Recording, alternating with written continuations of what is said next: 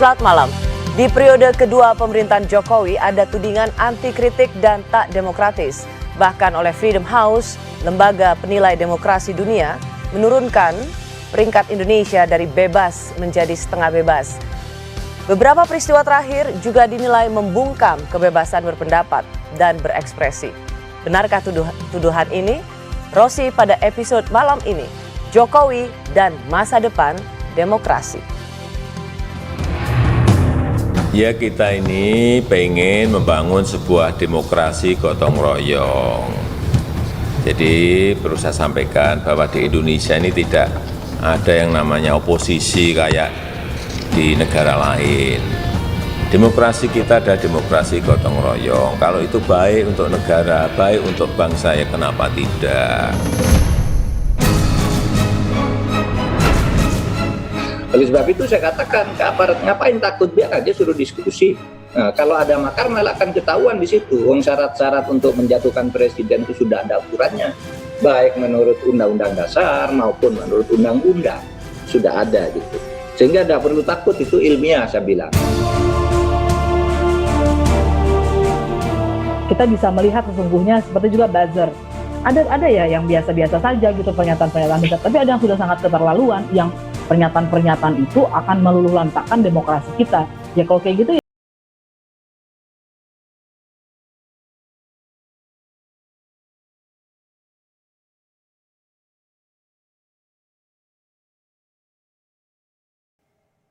Jokowi dan masa depan demokrasi, itulah tema Rosi malam hari ini. Live streaming bagi Anda, bisa Anda ikuti di kompas.tv/live. 2 pekan terakhir muncul kembali tudingan pemerintahan Jokowi dinilai tidak demokratis, bermula dari perundungan dan dugaan teror kepada orang-orang yang terkait dengan diskusi ilmiah di UGM misalnya, dan terakhir diskusi tentang rasisme di Universitas Indonesia yang dinilai tak tepat sasaran dan tak berimbang. Tetapi di sisi lain disinyalir ada upaya untuk merongrong dan pemakzulan presiden. Seperti apa demokrasi yang sedang kita hadapi? Malam hari ini saya senang sekali karena saya mempertemukan 2 aktivis, sahabat yang sama-sama pernah melawan Orde Baru. 2 aktivis yang melawan otoritarianisme. Mereka berdua sama-sama tergabung dalam kelompok pro demokrasi, kelompok pemikir kritis yang terus-menerus menyuarakan pentingnya demokrasi Indonesia. Kini mereka sudah berada di 2 demografi politik yang berbeda. Di lingkaran kekuasaan, saya mengundang juru bicara Presiden Jokowi dan juga mantan aktivis ITB Fajrul Rahman. Selamat malam, Rosi. Biasanya ada penonton jadi harus tepuk tangan, gak apa-apa. Kali ini kita tepuk tangan sendiri. Assalamualaikum warahmatullahi wabarakatuh. Waalaikumsalam. Di luar pemerintahan, saya mengundang seseorang yang ikut menulis pledoi atau pembelaan terhadap banyak mahasiswa yang ditahan di era Soeharto. Dia adalah Rocky Gerung. Ya. Yes. Oke. Salah satunya adalah pledoi saya. Oh, wow. Saya memposting soal program acara ini, mempertemukan Rocky Gerung dan Fajrul Rahman. Banyak yang tidak kenal dengan Rocky Gerung dan bilang, ngapain undang Rocky Gerung, dia bukan aktivis. Malam hari ini kita dengar dari seorang tahanan politik mahasiswa ITB, Fajrul Rahman, ketika waktu itu zaman Presiden Soeharto, Mendagri masuk kampus, Anda ditahan, dan pledoi itu salah satu ditulis oleh Rocky Gerung. Rocky Gerung. Ini kejahatan membongkar rahasia negara. Saya harus bongkar lagi. Kalau dulu Anda ingat seorang Fajrul Rahman, capres independen, yang sebelah kiri saya Rocky adalah Gerung. ahli. Iya, yang mengendorse. Tapi itu tidak nilai yang mereka perjuangkan saya harap tetap sama meskipun mereka berada di kutub yang berbeda. Selamat malam, Bu Selamat Fajrul. malam, Rosi. Selamat malam. Fajrul Rahman. Salam sehat, salam demokrasi. Salam sehat, salam demokrasi, salam supremasi sipil. Ya. Itu kesimpulannya udah. Jadi nggak perlu ada ini ya. Tapi benarkah tudingan Rocky Gerung? Masa di pemerintahan era supremasi sipil, presidennya sipil, Anda sebut ini pemerintahan yang otoriter? Bukan, soal supremasi, civilian supremacy itu suka disalah tafsirkan. Bukan supremasi orang sipil, tapi supremasi dari civilian value. Jadi nilai sipilnya yang mesti supreme gitu, bukan orangnya tuh. Demikian juga kalau yang berkuasa, misalnya kalau yang jadi presiden misalnya Prabowo sebagai mantan militer, tetap dia mesti tunduk pada civilian values. Nilai-nilai Jadi nilainya kesipilan. bukan kesipilan manusia itu. Itu yang suka disalah kaprahkan oleh teman-temannya Fajrul di istana tuh. Bukan berarti pemimpin yang Bukan dia, sipil, ya. bukan berarti pemimpin yang sipil otomatis akan mendeliver atau mengantarkan nilai-nilai civil society. Bahkan sebaliknya tuh di dalam sejarah orang sipil justru melampaui kemampuan militer untuk menghalangi demokrasi. Di dalam sejarah pemburukan demokrasi, orang sipilnya yang jadi otoriter. Jadi bukan power soal pers. militer atau sipilnya, Ya, tapi itu. sistem yang anti demokrasinya. Itu yang membuat kami dengan Rocky sekarang begitu ya, saya dengan Rocky ini kan berjuang sejak 80-an. Dari kelompok apa itu, secara prinsip demokrasi, DNA kami sama. Yaitu memperjuangkan demokrasi sampai akhir hayat. Gitu kan Rocky ya? Ya, ini Meskipun Anda dalam istana. DNA-nya sama. Cuma ada perbedaan pada rincian-rincian, perbedaan pada nuansa-nuansa seperti itu. Tapi DNA-nya sama. Ini kalau main catur Demokrasi. pembukaan Sicilian. Nah, yang kedua yang kita harus kita jelasin juga ya. Sebentar. Kenapa Anda defensif? Padahal saya belum bilang bahwa pemerintahan Jokowi itu otoriter. Untuk menjelaskan saja kepada bahwa apa yang ditanyakan oleh Rocky, bahwa ada perbedaan, bahwa sistem anti demokrasi itu bisa menampung siapapun sebenarnya. Nah, inilah yang kita kerjakan selama tahun 80-an, lalu kemudian saya ditahan, beliau menjadi yang penulis Salah satu pledoinya. penulis pledoi. Saya dituntut cuma 1 tahun, gara-gara pledoi dia, saya 3 tahun. Dan dibuang ke Nusa Kambangan. Sebentar. Tuh. Jangan-jangan kalau bukan dia yang menulis, Anda cuma 6 bulan. Jangan, itu problem juga tuh. Nah itu harus kita jelaskan malam ini. Bagaimana Rocky bisa menjerumuskan saya sampai ke Nusa Kambangan. Tahanan politik itu kalau 6 bulan itu maling namanya. Mesti di atas Jangan, itu. jangan. Harus lebih ya. Iya. Anyway, saya mau bilang begini. Sebenarnya tudingan kepada pemerintahan Jokowi bukan sekali 2 kali tentang anti demokratis, represif, bukan sekali 2 kali. Tahun lalu juga, karena sebenarnya peneliti dari Australia juga sudah mengatakan itu. Buat Anda ini ada dasarnya atau memang hanya asal kritik? Asal kritik, karena pemerintahan demokrasi yang kita bangun sejak tahun 98 setelah kami sama-sama juga meruntuhkan rezim otoriter Orde Baru. Jadi kalau kita mau malam ini bertanya, Rock, yang mana yang lebih buruk? Apakah pemerintahan anti demokrasi Soeharto atau sekarang ini? Rocky malam ini juga duduk ada di sini masih ketawa-ketawa dengan saya. Kalau dulu bicara seperti ini, kita bertiga sudah masuk Nusa Kambangan nih. Nggak ada harapan lagi sudah. Bung Rocky, benar nggak sih bahwa kan sering ada gurau bahwa new normal yes, new orde baru enggak. Dan new orde baru itu kemudian direferensikan kepada pemerintahan Jokowi saat ini. Apa Anda mengiyakan bahwa pemerintahan Jokowi ini seperti orde baru? Ya pastilah itu. Iya kan itu saya mau terangkan tuh. Saya terangkan itu. Kenapa? Karena Presiden Jokowi masih memerlukan Fajrul Rahman sebagai juru bicara tuh. Ya. Untuk membela demokrasi ala Jokowi itu. Kalau udah demokratis nggak perlu ada orang kayak Fajrul Rahman, cukup ngabalin aja mondar-mandir kan. Kan bukti bahwa ini tidak demokratis masih diperlukan orang yang pernah punya reputasi dalam demokrasi. Itu simpanan. Oke, itu masuk Psikologinya akal begitu. meskipun kalau si bos atau Pak Rahman Toleng bilang itu alasannya agak bengkok. Ya memang bengkok hari ini. Kalau alasannya lurus, saya mau katakan bahwa demokrasi itu tidak memerlukan influencer, tidak memerlukan buzzer gitu. Ya tapi membutuhkan juru bicara, buzzer yes. Juru kita akan bicaranya fungsinya membicarakan apa? itu Juru nanti. bicara fungsinya adalah membelah kesalahan pikiran demokrasi dari istana tuh. Rocky keliru. Kali ini Rocky gini, keliru. Kalau negeri ini demokratis, juru bicara yang membela demokrasi nggak diperlukan. Buktinya Fajrul Rahman tiap hari membela demokrasi. Padahal sebetulnya saya terangkan genealoginya ya. Tema ini apa judulnya tadi? Jokowi dan masa depan demokrasi. Jokowi dan masa depan demokrasi. Agak clear, maksudnya Jokowi dan masa suram demokrasi. Itu lebih tepat. Karena kita bahas kan. Saya nggak apa-apa dengan pendapat Anda mengatakan bahwa ada kecemasan terhadap masa depan demokrasi. Tapi kalau alasannya hanya penunjukan seorang Fajrul Rahman, Bukan, aktivis ITB yang ditahan Soeharto, Itu kata pengantar saya sebagai masuk ke bab ini, satunya. menurut saya itu agak bengkok. Saya Anda masuk harusnya ke bab bisa. 2 deh, sekarang gitu. Nanti. Oke, Apa yang lebih mendalam dan prinsip bahwa memang pemerintahan Jokowi ini mengalami kesuraman di Ya, saya secara terangin demokrasi. gimana suramnya ya. Ya. Oke, gimana Ro? Tadi berita di media massa yang viral, Said Didu dinyatakan sebagai tersangka untuk Luhut B. Panjaitan. Dalam 2 jam kemudian diralat oleh Mabes Polri. Tidak tersangka, belum tersangka karena masih dalam gelar perkara.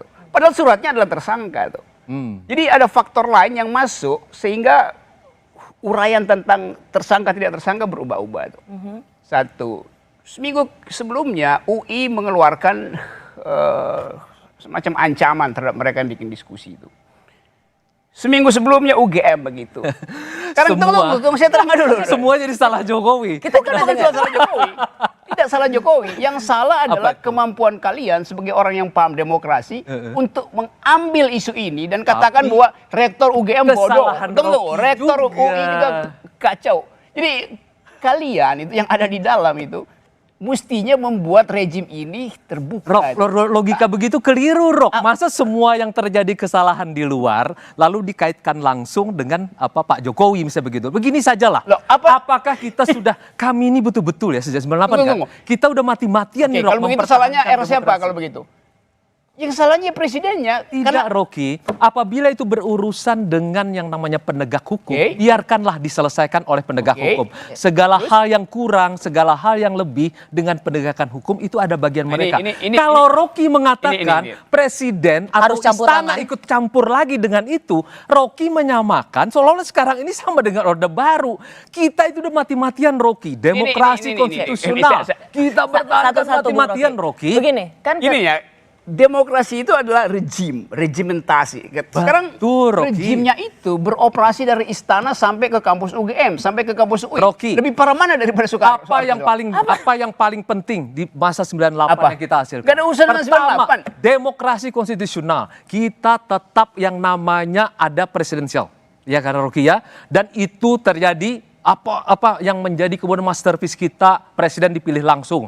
Presiden hanya boleh 2 kali. Kemudian itu ada. Saya bypass saja deh seluruh keterangan Anda. Ada pembagian, Rocky. Ada DPR. Seluruh keterangan Anda itu jadi benar bila tidak ada persekusi terhadap dekan UGM. Bila tidak ada pelarangan diskusi di UI.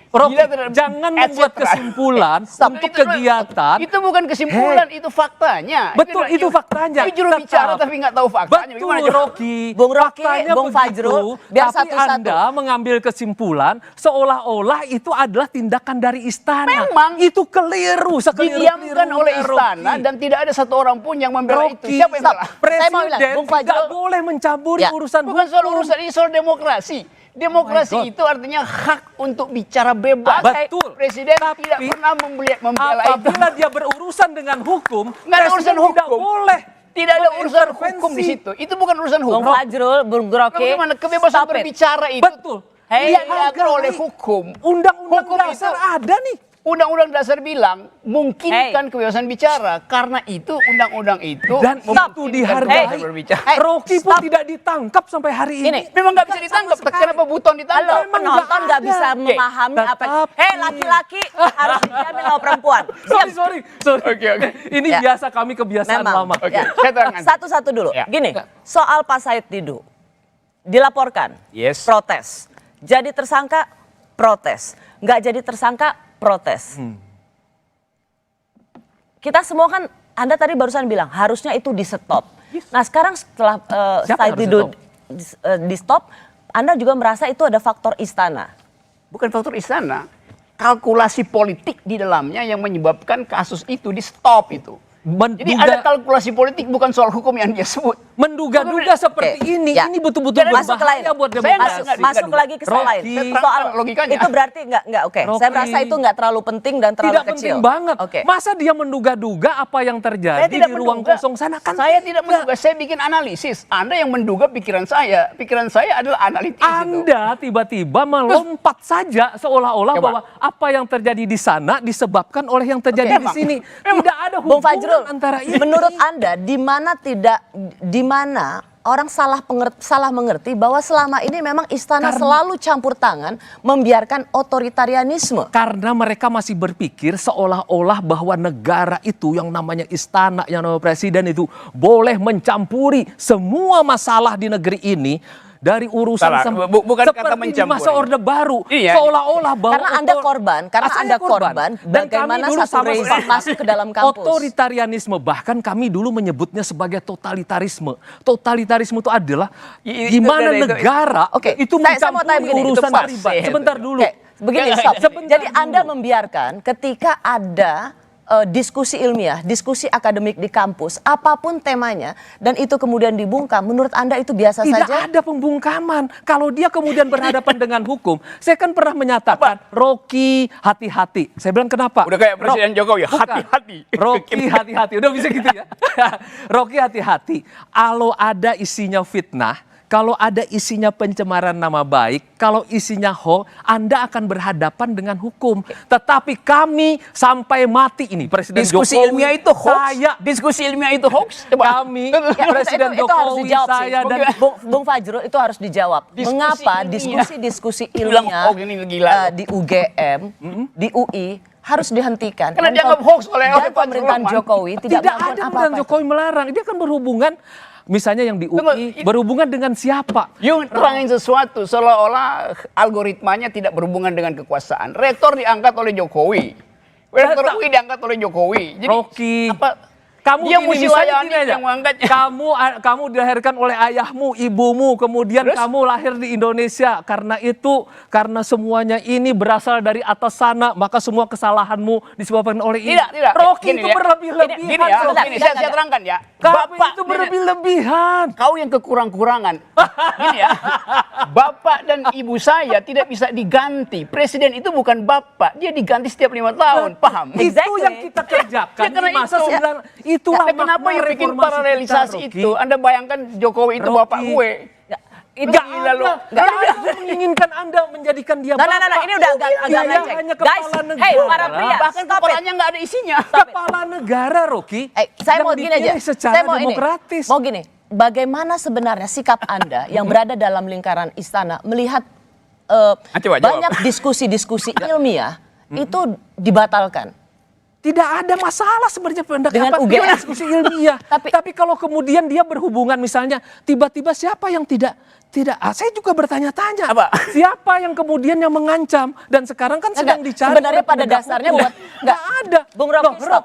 tidak ada hubungannya. Kan sekarang sedang dicari siapa yang mengancamnya. bikin suratnya Ada siapa? yang mengatasnamakan tentu. Kalau Jadi kemudian sebenarnya terjadi saya mau tanya sikap Anda sih, karena kan menjadi aktivis itu tentang Betul, sikap. betul. Sikap Anda terhadap banyak diskusi ilmiah atau banyak orasi-orasi, saya diskusi-diskusi akan bilang nanti akademik pada itu dilarang. rektor, Menurut pada Anda rektor menyayangkan UGM, nggak di UGM?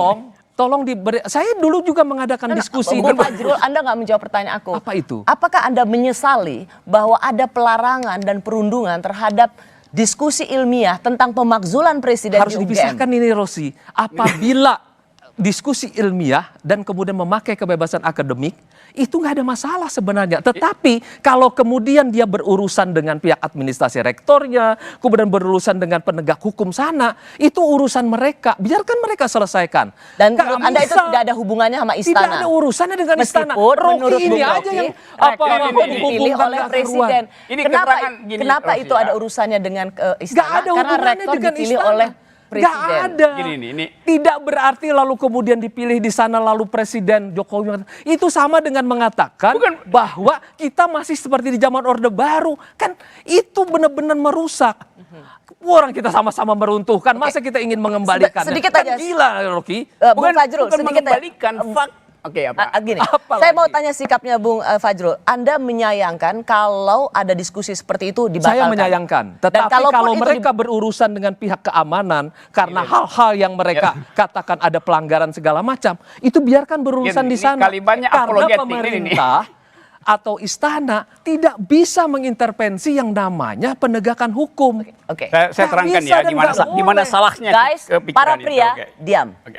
Saya kembali sesaat lagi.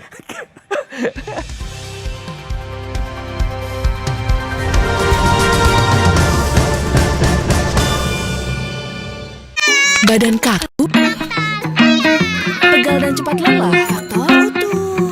Susu kalsium biasa nggak bisa ngalahin faktor U. Minum Entrasol dengan ekstrak zaitun dan profit formula bantu penuhi nutrisi harianmu. Entrasol. Wah, baru Fitbar Tiramisu dengan multigrain.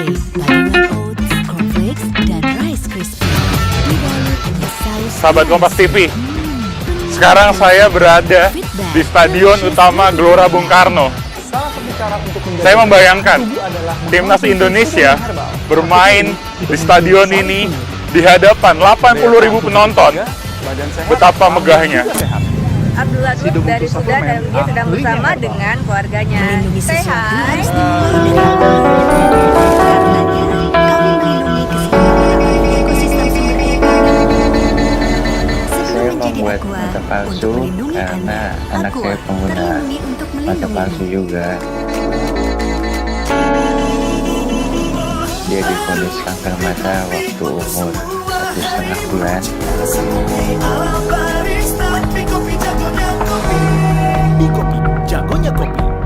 Aktif di rumah aja, no worries. Rambut tetap hitam berkilau. Zinc Black Shine Lebih Sachet Rp500 dengan ekstrak urang-aring. Zinc PTO lawan tombe. Zinc Black Shine Lebih Sachet Rp500. Rambut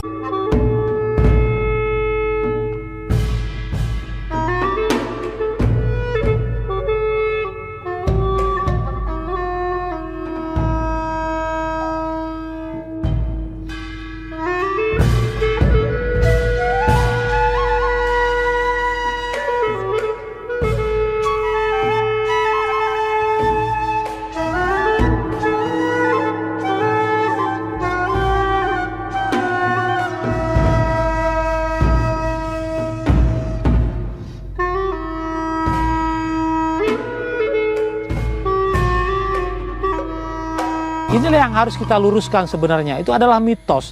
Kenapa orang mengambil cula badak? Itu adalah untuk pengobatan, untuk prestise, untuk kebanggaan dan sebagainya. Itu tidak perlu lagi. Karena sebenarnya cula badak itu tidak ubahnya sama dengan kuku kita atau rambut kita yang hanya terdiri dari zat keratin. Dari riset yang sudah dilakukan oleh berbagai tempat, termasuk kita di sini, tidak ada khasiat yang khusus selain dari keratin yang terkandung di dalam cula badak itu. Jadi memang harus kita luruskan. Sangat disayangkan hanya dengan tujuan yang mitos yang tidak jelas, badak harus mati sia-sia.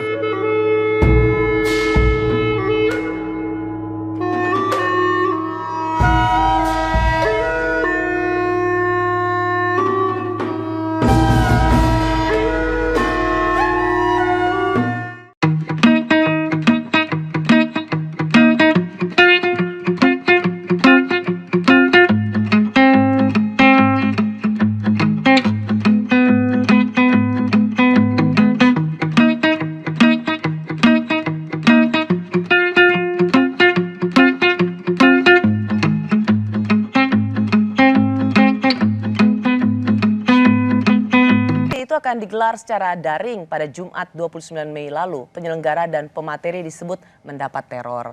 Dan yang terbaru, diskusi yang bertajuk Papuan Lives Matter, rasisme hukum di Papua, dinilai pihak Universitas Indonesia tidak memenuhi prinsip keberimbangan.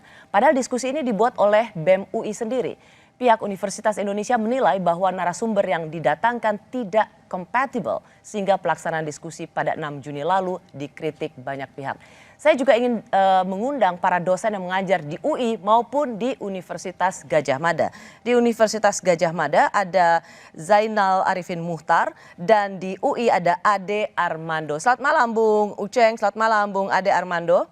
Selamat malam, Saya mau ke Uceng dulu. Anda menyesalkan pembatalan diskusi yang sudah direncanakan.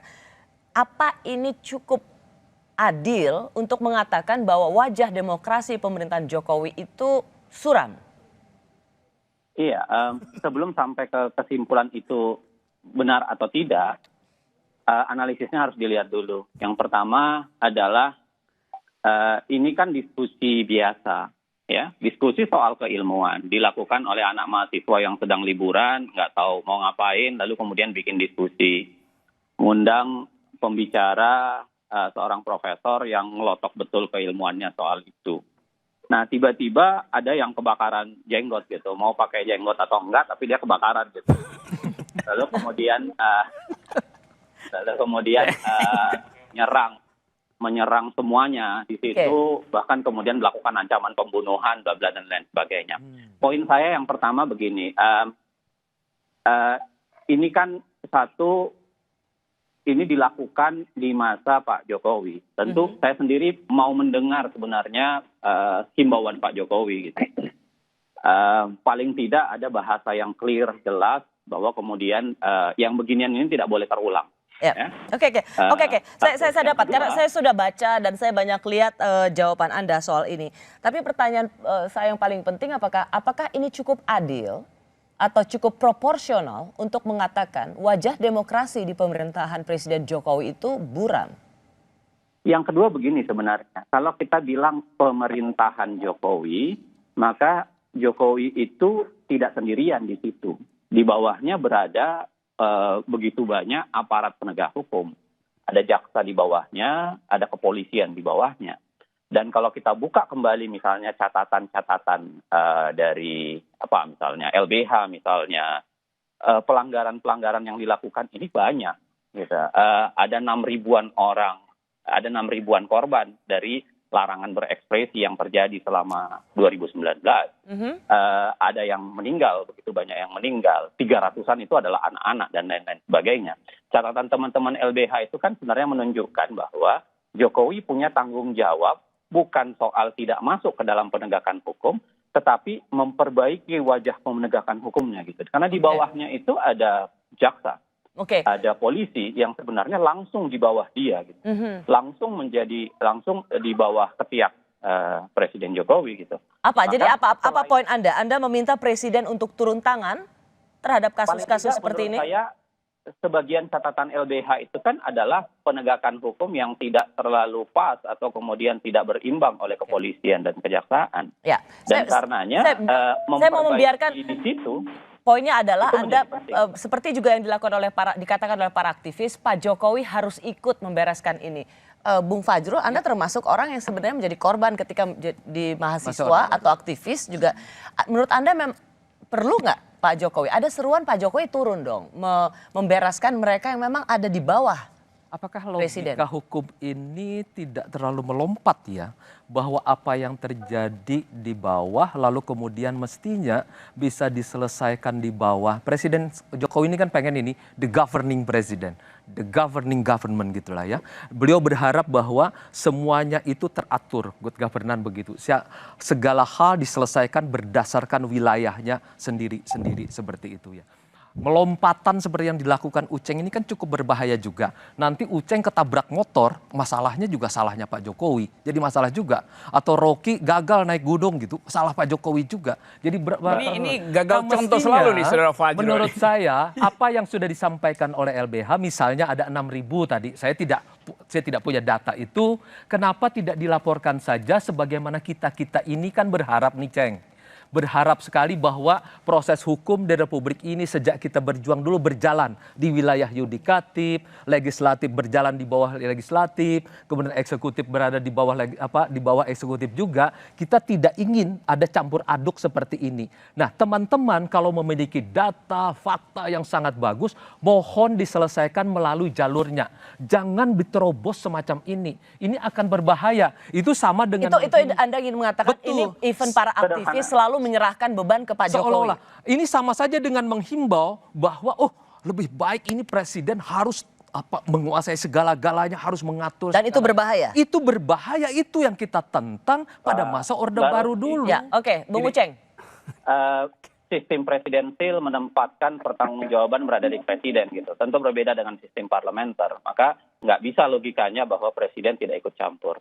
Yang kedua adalah harus diingat penegakan hukum itu ada polisi dan jaksa di bawahnya. Kita tahu bahwa penegakan hukum polisi dan jaksa ini banyak bermasalah gitu. Karenanya kenapa kemudian tidak ada upaya perbaikan besar di tubuh kejaksaan dan kepolisian. Yang ketiga, kalau Pak Jokowi selalu digembar-gemborkan, tidak mau campur tangan, ikut masuk dalam proses penegakan hukum, Bung Fajrul tentunya lupa ketika Pak Jokowi menyampaikan pidato bahkan mengatakan kepada jaksa dan polisi di daerah supaya tidak mudah mengkriminalkan proses kebijakan dan lain-lain sebagainya. Itu yang kemudian sempat diributkan juga kala itu sebagai ikut campur tangannya presiden dalam proses penegakan hukum. Kalau gitu saya mau tanya posisi Anda. Berarti kan Anda lebih merasa bahwa Pak Jokowi tidak melakukan apa-apa. Ya kan, Saya tidak cukup menjaganya- melakukan apa-apa. Bukan, ini terjadi karena campur tangan istana. Campur tangan istana atau tidak tentu ada proses penegakan hukum ya. Yang No. Yang saya tanyakan adalah bagaimana Anda melihat kasus ini. Apakah tidak diizinkan diskusi semacam ini tentang pemakzulan presiden itu lebih karena orang-orang di bawah Pak Jokowi dan Pak Jokowi sebagai presiden tidak melakukan upaya yang lebih cukup untuk menghentikan itu, atau memang ada campur tangan istana untuk menghentikan diskusi itu? Mbak Rosi, kita tentu nggak bisa kesimpulan ya. Tapi kalau bicara soal kemungkinan, siapa yang ikut bercampur tangan lalu kemudian melakukan pemaksaan, kan ada banyak faktor. Ada banyak kemungkinan. Bisa jadi para buzzer gitu, bisa jadi juga aparat negara, bisa jadi orang lain gitu. Jadi plat merah, bisa plat kuning, bisa plat hitam, bisa semua gitu kalau bisa.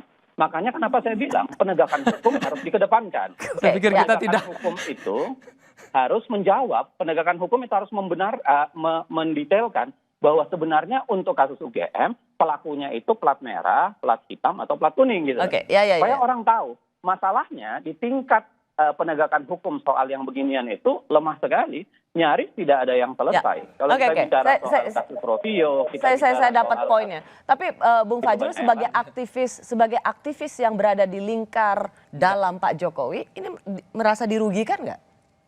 Saya selalu berpikir berdasarkan prinsip-prinsip demokrasi.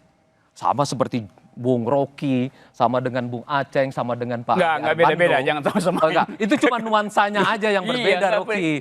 Cuma nuansanya, cuma rincian-rinciannya. Mana ada kita menentang demokrasi kan? Cuma kan kita ini mencoba mengadministrasikan soal keadilannya ini seperti apa. Jangan lagi kita mencoba mengundang-undang yang semestinya yang sudah kita pisahkan menjadi masterpiece kita di masa 98 sehingga presiden itu menjadi seperti Soeharto itu. Jangan lagi, tidak boleh lagi terjadi. Lalu kenapa terjadi sekarang? Tidak boleh lagi. Kenapa terjadi sekarang itu? Karena itu kita. Kenapa terjadi Tidak sekarang? terjadi, itu kan karena Rocky menyimpul-nyimpulkan seolah-olah bahwa kalau terjadi sesuatu di sana, pasti ujungnya istana.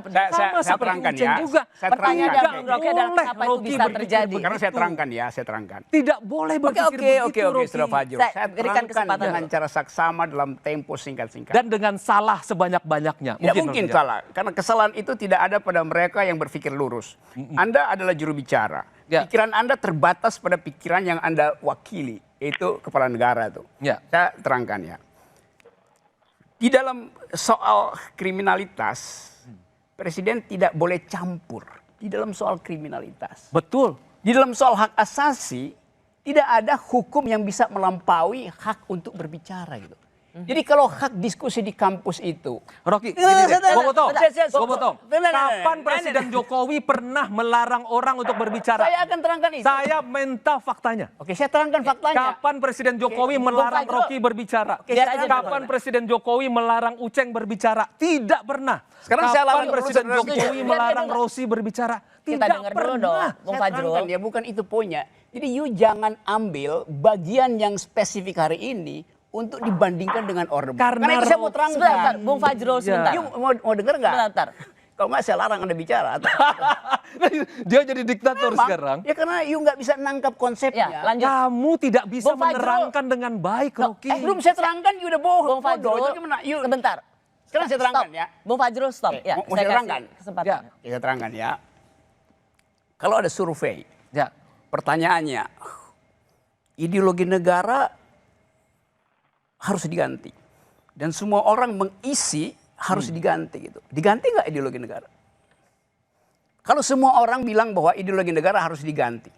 Kalau semua orang berpendapat bahwa hak untuk berpikir harus dihalangi di dalam 5 tahun ke depan. Surveinya 90% bilang harus diganti. Harus diganti nggak tuh? Hak berbicara. Tunggu, saya mau terangkan dulu. Kita tidak berandai-andai, Saya mau terangkan metode berpikir Anda gitu ya. Kita tidak berandai-andai. Bukan, saya mau terangkan dulu. Bagaimana dulu? Ini hipotetik kalau dengar itu otakmu itu dipakai baik-baik supaya dengerin jalan pikiran saya. Oke. Saya terangkan pelan-pelan ya. Saya terangkan pelan-pelan.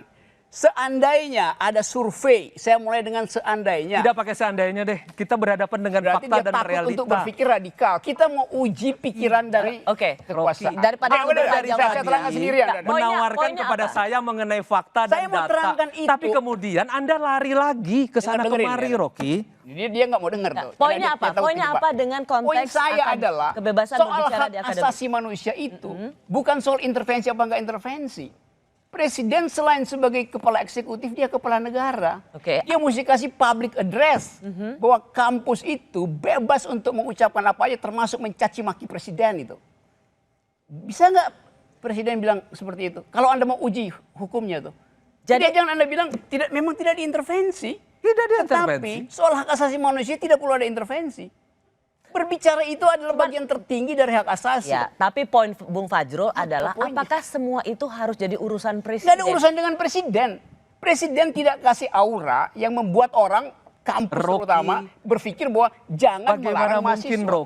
Kalau presiden itu melarang mahasiswa, artinya dia berpikir kalau gua nggak larang presiden akan telepon oleh Fajrul Rahman. Itu poinnya. Cuman poin saya sepakat bahwa presiden harusnya punya ada speech yang mengatakan ada penghargaan pada kebebasan berekspresi. Bersumpah menjalankan itu normatif, itu nggak saya peduli normatif itu. Faktanya tidak ada satupun keterangan dari presiden. Sebagai pejabat, sebagai kepala negara, dia bicara tentang administrasi. You bicara administrasi, kita bicara karena tentang dia terikat. Pasal 4 misalnya dia mengatakan harus mengikuti undang-undang dasar. Dia bersumpah menjalankan Pancasila. Undang-undang dasar bilang kebebasan berpendapat itu tidak boleh dihalangi oleh apapun kecuali keadaan darurat. Rocky, kalau misalnya poinnya Bung Rocky itu cuma gini, simpel. Kalau misalnya ada orang, Bung Fajrul gini, poinnya Bung Rocky jangan pakai kalau itu adalah hipotetis. Diam dulu. Tadi kan kamu yang paling senang. Nggak pakai kalau.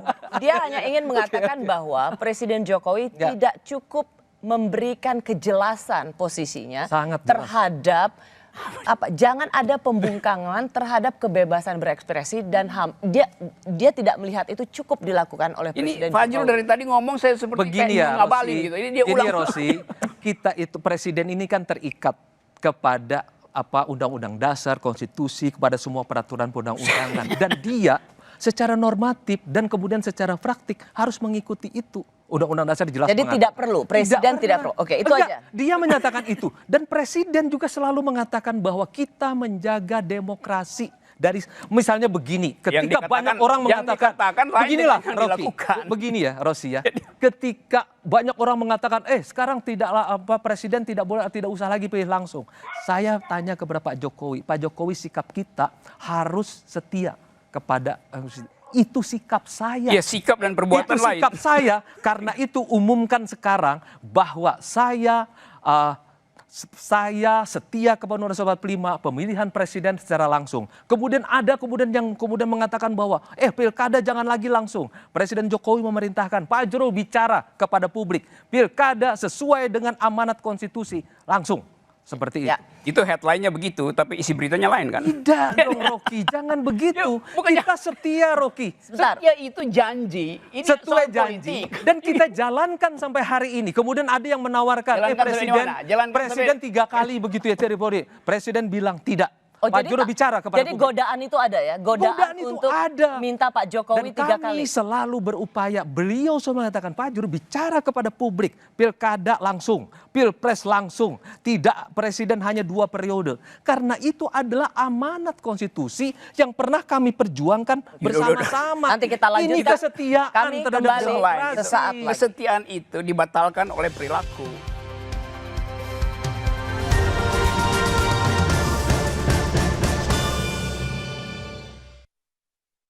Saat tanah air digempur musuh tak kasat mata, ketika sebagian anak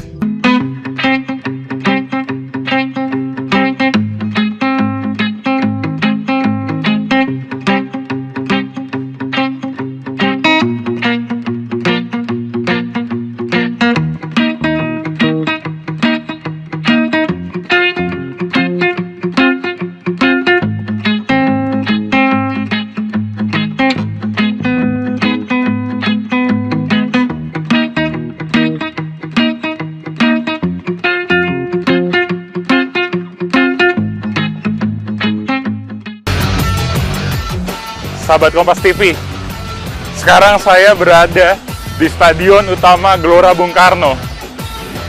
Saya membayangkan timnas Indonesia bermain di stadion ini di hadapan 80.000 penonton. Betapa megahnya. Abdullah Dut dari Sudan dan dia sedang bersama dengan keluarganya. Say hi.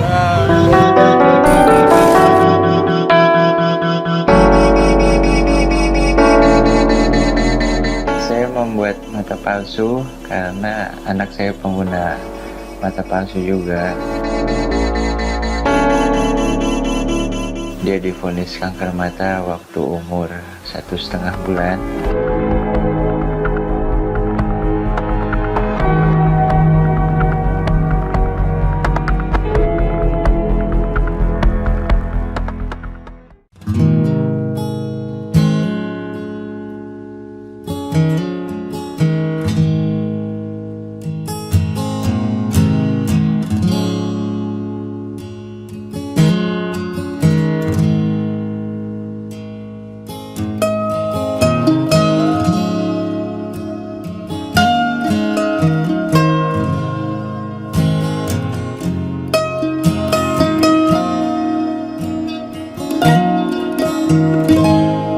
Kalau disebut penduduk ilegal, saya nggak setuju karena saya punya identitas resmi dari negara, yaitu KTP DKI.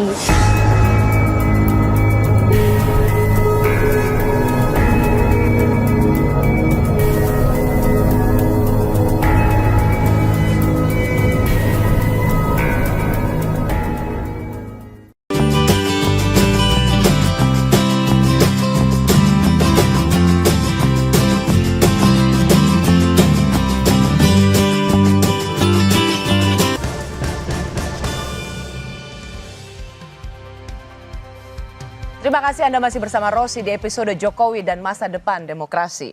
Masa suram. Masa depan demokrasi sangat cemerlang, Rosi.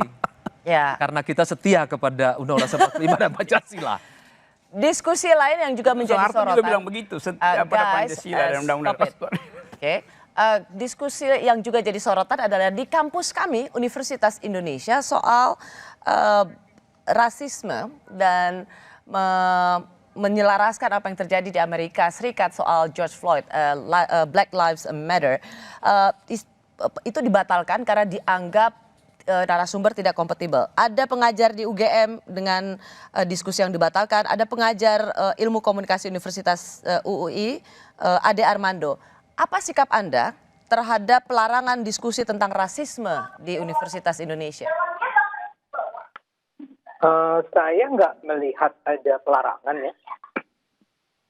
Jadi dalam pandangan saya yang di UI itu jadi nggak relevan sebetulnya dalam percakapan kita hari ini karena tidak ada pelarangan.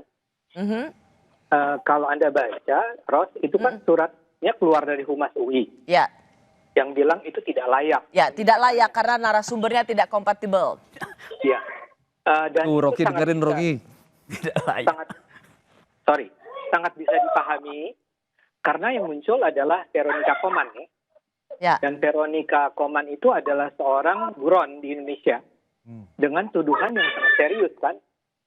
Tuduhannya adalah bahwa dia itu menyebarkan hoax dan memobilisasi kemarahan masyarakat Papua ketika itu Agustus September yang menyebabkan sampai 33 orang tewas di sana, kerusuhan, pembakaran. Jadi enggak gini, Bung Ade, maksud saya tadi poin saya adalah Anda menyetujui pihak rektorat yang sangat tidak sepakat dengan diskusi itu, dengan narasumber itu yang dianggap tidak sejalan dengan apa yang menjadi semangat Universitas Indonesia. Enggak, begini, kalau percakapan tentang rasisme itu pasti dimungkinkan, pasti dibolehkan, dan nggak ada masalah. Kita juga punya kok pusat kajian Papua, ya. Tapi itu kan nggak muncul di sana. Yang muncul adalah Veronica, kemudian ada yang dua lagi sih bagus, ya. Ada lawyer HAM dari Papua dan ada aktivis yang pernah ditahan di Papua. Tapi ketua BEM-nya itu cuma jadi moderator ya, itu juga agak menyedihkan menurut saya. Ketua BEM itu kok cuma jadi moderator. Saya ingat semasa saya dulu jadi berat loh. Jadi senat gitu ya. Ya sebetulnya ketua BEM itu adalah orang yang berhadapan dengan presiden misalnya. Nah ini dia cuma jadi moderator dan percakapan jadinya sepenuhnya diisi oleh apa yang dianggap barangkali oleh pihak Humas UI itu sebagai orang-orang yang berada pada kubu yang sama. Apalagi ada Veronica Koman. Tapi yang paling parah itu Veronica Koman itu seperti, buat saya itu Veronica itu kan semacam Rizik Sihab ya. Orang yang lari dari Indonesia karena tidak mau bertanggung jawab di Indonesia. Jadi misalnya saja saya bayangkan, kalau suatu kali nanti di Masjid UI disiarkan langsung ada Rizik Sihab ngomong, boleh nggak rektor kemudian menyatakan kita menyesalkan? Nah, jadi intinya adalah UI itu nggak relevan karena berhenti di sana. Rektor UI sama sekali tidak interfere, tidak terjadi apa-apa sama ketua BEM. Dan ingat juga dulu Rossi ya, ketua BEM yang lama itu kan pernah, yang beberapa tahun yang lalu pernah kasih kartu merah buat Jokowi, soal Papua. Dan nggak ada terjadi apa-apa kok sama dia. Oke, jadi ada sepakat langkah yang dilakukan oleh pihak rektorat UI ya? Dan itu tidak Anda anggap sebagai mencampuri kebebasan akademik? Sama sekali tidak. Tidak ada indikasi sedikit pun bahwa di UI itu ada tekanan terhadap kebebasan berekspresi dari pimpinan. Yang terjadi, saya justru ingin mengatakan saya lebih parah kondisi saya. Sebagai seorang dosen di UI, karena saya misalnya anti syariah, anti khilafah, menyerang Rizik Sihab dan seterusnya, saya justru mendapat tekanan dari para guru besar yang tidak suka dengan sikap saya. Rocky nggak bela. Itu nggak bela Ade. Nggak, Rocky di luar UI soalnya, jadi nggak bisa juga dia bantu saya ya. Dia nggak mau bela kita dia. Nah, saya mau bilang bahwa gua nggak bela penguasa lah. Sebetulnya di UI itu tidak ada yang namanya tekanan terhadap kebebasan berekspresi. Kebebasan berekspresi itu nggak ada indikasinya bahwa dibatasi di UI oleh terutama pimpinan. Nah, kalau ternyata rektor UI itu sebetulnya adalah orang yang ditelepon oleh Jokowi, artinya Jokowi menelpon rektor untuk tidak campur tangan dalam diskusi. Sebelum saya ke Bung Uceng, ke Bung Ade, menurut Anda apa yang terjadi pada dunia kampus kita yang dianggap dinilai ada pembungkaman, tidak ada lagi kebebasan berekspresi. Menurut Anda apakah itu memang tergambar jelas di dunia kampus kita? Ini yang saya pernah ngomong sama Bung Uceng ya.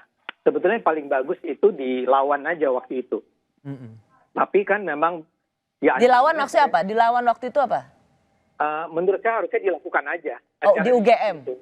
Di UGM atau sekarang hari ini katanya juga ada di Unila kan tentang Papua dan seterusnya. Saya selalu mengingatkan udah lawan aja. Kok toh nggak jelas siapa yang mengancam itu? Iya. Memang maksud saya gini, ya selalu ada risiko. Dulu juga Pak Julur, Rocky, saya dulu di zaman kita juga, Bung Uceng juga. Ketika di zaman itu kita ambil risiko loh. Kemungkinan kita hilang juga ada. Jadi toh kita melakukannya. Jadi Anda ingin menyarankan bahwa dunia kampus kalau emang ingin menyelenggarakan diskusi ya jalan aja apapun resikonya. Jangan cengeng deh. Dan Anda sepakat nggak kalau misalnya ada pelarangan kemudian dibatalkan itu bagian dari wajah otoriter pemerintahan Jokowi? Ya enggak dong, karena tadi yang dikatakan berulang kali ya. Maksud saya gini, semua ini serba tidak jelas. Ada banyak sekali kekacauan. Ini seperti yang kemarin kita bicara ya tentang tiba-tiba ada berita bahwa PT UN memerintahkan Jokowi minta maaf. 20 media besar memberitakannya. Ternyata bukan. Sorry. Ya, Anda kan sudah ke Dewan Pers itu. Iya, dan Dewan Pers sudah terbukti bahwa itu salah. Ternyata tidak ada keputusan PT UN agar Jokowi diperintahkan minta maaf. Poin saya bukan soal itu, tapi betapa berita bohong itu bisa menyebar dengan sangat luas, dengan sangat mudah. Nah, saya khawatir, ya oke, di satu sisi siapa yang melarang diskusi di UGM mungkin saja adalah rezim. Mungkin juga adalah, nggak tahu, kalangan-kalangan lain. Atau misalnya di Papua ini. Mungkin rezim, tapi mungkin juga kalangan yang selama ini sudah menikmati privilege mereka di Papua dan sekarang terancam. Atau mungkin juga, dan banyak mungkin karena itu untuk pembuktiannya itu kasus itu pernah menimpa Rocky tuh. Intinya sikap Anda adalah tidak serta-merta apa yang terjadi di dunia kampus itu harus selalu ditimpakan pada pemerintahan Jokowi. Kalau ditambah contoh, Rosi. Iya, karena banyak sekali contohnya itu tadi saya bilang. Harus dibuktikan dulu bahwa ini memang datang dari rezim. Tapi saya setuju dengan apa yang dikatakan Bung Uceng. Pemerintah harus memberikan perlindungan yang sangat jelas terhadap semua bentuk kebebasan berekspresi. Misalnya pernyataan saya tadi, Bung Fajrul, mungkin keluar dari pemerintah. Bikin aja diskusi, kita lindungi, misalnya begitu. Ya. Ya, oke. Ditambah kalau boleh tambah contoh ya, itu kan kasus itu pernah menimpa Bung Rocky juga, yang kemudian menjadi satu seolah-olah seluruh Indonesia ini mengatakan ada satu orang yang kemudian yang akan aktivis lalu kemudian dia dipersekusi oleh rezim. Salah satunya kan yang terkena kan ini Bung Rocky ini. Saya juga itu saya coba saya. Itu yang kemudian itu menuduh kepada pemerintah. Ternyata kan yang terjadi sebaliknya. Ratna Ternyata itu kan hoax kan. Ya, yang kemudian disebarkan. Ini soal kebebasan itu udah selesai lah. Tapi ini bisa mirip. Jadi jangan sampai kita membuat kesimpulan-kesimpulan dari data-data yang sangat sumir yang tidak jelas. Akibatnya karena kebencian kita terhadap sesuatu, lalu kita menjadi tidak adil. Saya akan kembali pada Anda berdua, tapi saya mau say goodbye dulu ke Bung Ade sama Bung Uceng. Bung Uceng, apa yang Anda perlukan dari seorang Presiden Jokowi tentang yang selama ini dirasakan oleh para aktivis, para pemberantasan korupsi maupun pro demokrasi? Apa yang sebenarnya masih Anda ingin dengar dari Presiden Jokowi? Iya, saya pikir satu sikap yang jelas ya, karena sebenarnya terhadap semua pelanggaran itu Jokowi sebenarnya bisa melakukan dua hal, bisa melakukan tindakan dan bisa melakukan sesuatu yang tidak membiarkan. Jadi bukan pembiaran. Jadi dia harus masuk sesuatu. Yang kedua, penegakan hak asasi manusia itu penuh tanggung jawab presiden. Ada pemenuhan di situ, dan tanggung jawab itu harusnya dinyatakan. Apalagi ada pelanggaran hak asasi. Saya tidak tahu apa yang terjadi di kasus UI ya, dengan segala keterbatasan pengetahuan saya. Tapi menurut saya salah satu tantangan besar terhadap kebebasan berekspresi, selain kita bicara soal rejim memang biasanya bermasalah, ada penegakan hukum yang tidak terlalu baik, tapi yang ketiga juga adalah akademisi itu sendiri, karena seringkali akademisi punya fantasinya yang berbeda-beda soal kebebasan akademik. Bahkan dalam kasus UGM misalnya ada akademisi yang memaki-maki diskusi itu dan menuduh makar hanya karena baca judul gitu, tidak baca tor, tidak baca isi dan lain-lain sebagainya. Nah, itu poin saya sebenarnya ini bisa clear, ini bisa selesai kalau potret penegakan hukumnya ada. Kenapa dalam kasus Ratna Sarumpait kemudian seakan-akan mudah untuk selesai? Karena penegakan hukumnya berjalan, efektif dan menyelesaikan. Pada saat yang lain ada banyak kasus-kasus yang ngambang. Misalnya kasus Rovio di Surabaya yang belum selesai sampai sekarang. Itu akan saya tanyakan pada Bung Rocky. Ya. Berapa kasus yang dicatatkan oleh teman-teman LBH dan saya sih menunggu apa yang akan dilakukan terhadap kasus pengancaman menggunakan nama kepolisian, menggunakan nama Muhammadiyah itu di Yogyakarta. Ya, terima kasih Bung Ade Armando, terima kasih Bung Uceng. Karena saya sependapat dengan Bung Uceng. Apa yang usaha ekstra yang dilakukan oleh Istana terhadap penangkapan para aktivis? Saya sependapat dengan Bung Uceng dalam soal bahwa misalnya tadi dari pihak penegak hukum di Yogyakarta mesti mengusut itu karena melibatkan nama-nama organisasi besar dan kemudian nama-nama lembaga yang sebenarnya bisa merugikan mereka. Jadi itu memang harus dibuka.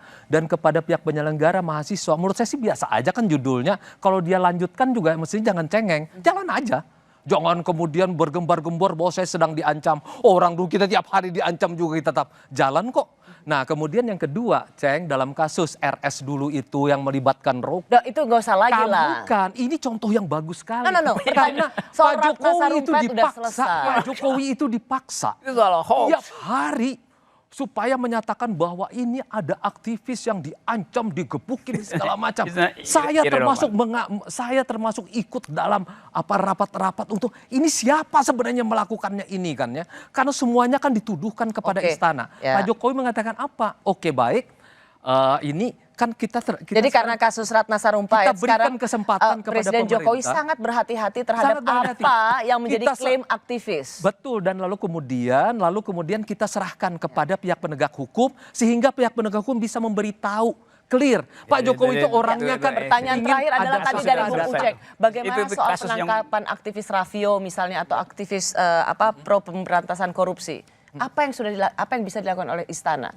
kan sudah yang dilakukan kan waktu itu sudah pembebasan dan kemudian memerintahkan kepada Pak Mahfud MD untuk melacak itu lebih jauh apa sebenarnya yang terjadi. Dan akhirnya Pak Mahfud MD sebagai Menko Polhukam mengumumkan kepada publik bahwa terjadi ada beberapa masalah segala macam dan kemudian Rapio dibebaskan. Jadi memang ada tampaknya beberapa hal yang bisa menjelaskan itu secara teknis tentu adalah Pak Mahfud MD. Tapi kita bersyukur dan kemudian saudara Rapio sudah dibebaskan. Oke, baik. Kami kembali sesaat lagi.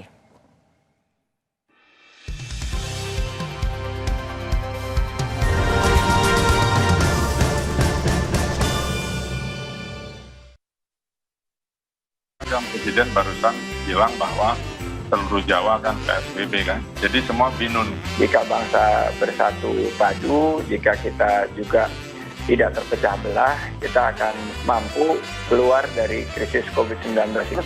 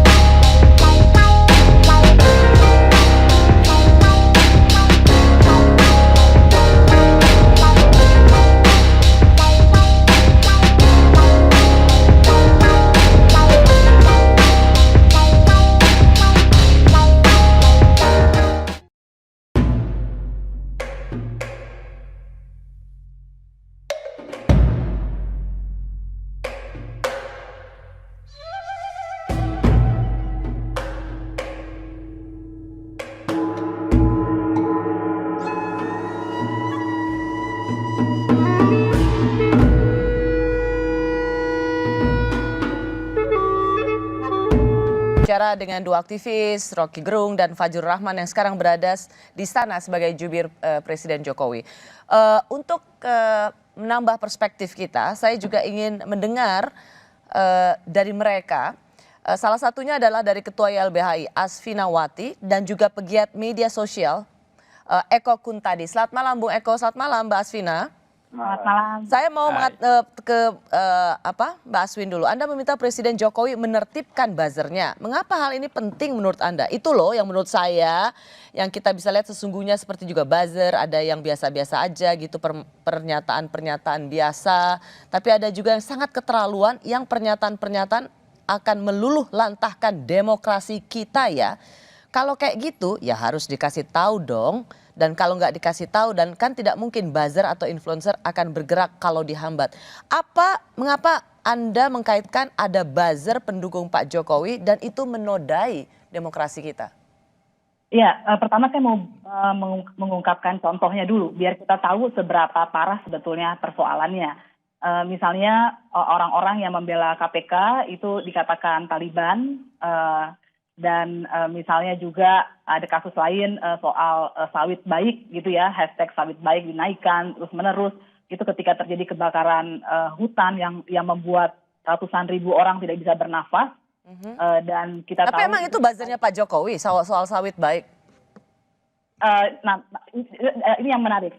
Ya, ada banyak jaring-jaring buzzer, misalnya saja soal COVID. Kita tahu bahwa pemerintah mengucurkan puluhan miliar untuk wisata.